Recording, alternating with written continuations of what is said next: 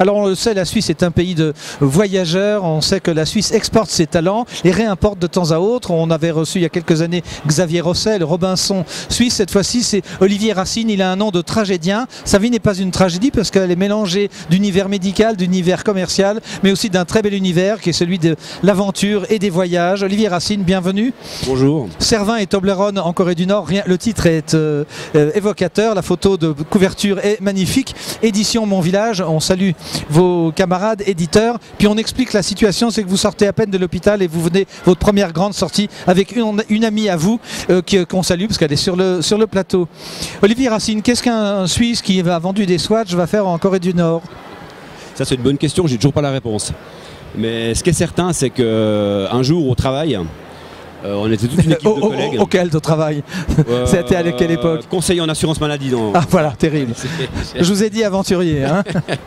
Et on m'a poussé à la sortie. Donc je devais perdre mon job. Et en quittant le job, j'ai fait une plaisanterie avec mes amis en disant bon ben à partir de maintenant, il y avait Kim Jong-il, donc le papa de Kim Jong-un qui est décédé à ce moment-là. Et le deuil national venait de se terminer, qui a duré des années. Et puis on avait tous été un peu impressionnés par les nouvelles, le Chiji ou le JT comme vous dites chez vous en France. Et on voyait en fait une horde de Coréens du Nord totalement hallucinés qui pleuraient la mort du grand leader Kim Jong-un. Oui. Et en fait il disait à un moment donné on voit un arbre avec des pilles. Et le gars a dit, vous vous rendez compte, même les pilles pleurent la mort du grand leader. Alors c'est tellement de la science-fiction de voir une présentatrice qui annonce que des pilles pleurent la mort du grand leader, qu'on s'est dit mais c'est une plaisanterie. Et j'ai vu la présentatrice en larmes annoncer le décès. Complètement. Alors certains présidents ou chefs d'État seraient très contents de nos jours. Ah oui, ça, chez nous. Vous parlez pas pour la France par hasard? Non, non, mais vous êtes en Suisse ici, France Loisirs Suisse, hein, attention. Absolument. Absolument. On est encore isolé là. On est encore, on va dire, on est encore chez nous. Parlez-moi du livre, parce que bon, vous êtes aventurier, mais vous savez écrire aussi. Oui, ben, j'ai écrit en fait, c'est le 3e livre que j'écris. Oui. Les 2 premiers n'ont jamais été publiés, c'était des récits d'aventure aussi où j'avais été dans environ, à cette époque-là, 70 pays. J'étais parti pour 3 mois, je suis revenu 4 ans après.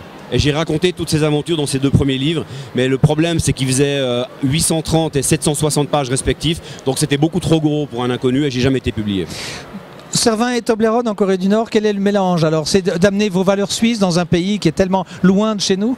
Non, alors ce qui s'est passé, c'est comme je disais, donc quand la mort du grand leader a été annoncée, j'ai parié avec mes potes au travail en disant bon ben puisque maintenant j'ai plus de travail, je vais aller rencontrer Kim Jong-un. Donc il a fallu que j'invente une stratégie, une tactique, et je me suis dit, comme il avait vécu 9 ans en Suisse, à Muri dans le canton de Berne, je me suis dit, canton de Berne, Toblerone, vous savez que Toblerone, dans le mot Toblerone, il y a le mot Berne, B-E-R-N-E. Et que dans le logo, il y a l'ours. Dans le logo, il y a un ours en position d'attaque, oui, comme ça de côté, que peu de gens voient.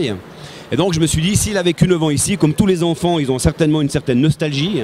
Et donc je me suis dit, ben, je vais commander un Toblerone géant, je vais grimper au sommet du Servin, Berne, prendre un bout de caillou et ramener ce bout de caillou du sommet du Servin ainsi que le Toblerone géant à Kim Jong-un. Voilà l'objectif de base. Et c'est parti comme ça. Donc c'était un gag. Je regarde la caméra, est-ce qu'on a encore 1 minute ou on passe à l'autre sujet? Encore 1 minute. Alors, vous faites le voyage? Vous payez, c'est vous, hein, c'est un voyage sur vos primes de sortie. Absolument, sur les primes de sortie, voilà. Quelle ligne vous conduit là-bas? La ligne? Ouais, aérienne. Est-ce que c'est Suisse? Ouais, la Chine bien sûr. Par la Chine, hein. Obligé de passer par la Chine. Et puis alors pour un visa, il faut environ 4 mois. Je l'ai eu en 4 secondes. Ça c'est aussi une histoire incroyable qui est écrite dans le livre. Non mais ils voulaient se débarrasser de vous qui êtes encombrant, qui prenait de la place et tout. Ils se sont dit oulala, il est pénible. Et ils m'ont donné un visa pour que je dégage en se disant il va peut-être pas partir. Mais c'est vrai que dans le livre, il y a 4 histoires. On va y venir. Voilà. On va y venir dans le prochain sujet parce que le temps est compté. On sait que sur Internet, on reste 4-5 minutes. Okay. Là les gens ont déjà décroché. Retrouvez-nous dans Olivier Racine 2.